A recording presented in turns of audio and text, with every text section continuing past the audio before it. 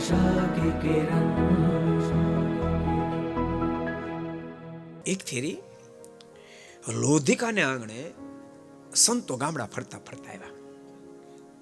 તો તેના અભેશી બાપુએ એના માણસને કીધું, જાતો સ્વામીને બધા મોટા સંતો જો ફ્રી થઈ ગયા તો આપણે સત્સંગ કરવા જઈએ. માણસ જઈને આટો મારીને પાછો આવ્યો, કારણ કે નાના સંતો હતા બે ચાર. પૂછ્યું, મોટા સંતો ક્યાં ગયા? તો મોટા સંતો સ્નાન કરવા ગયા. એટલે માણસે આવીને કહ્યું કે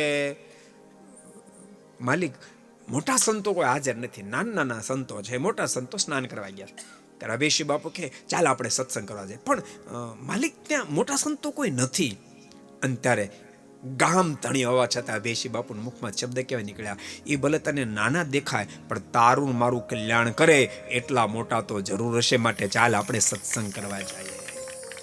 को पसंद आया हो तो लाइक करें और शेयर करना मत भूलिए.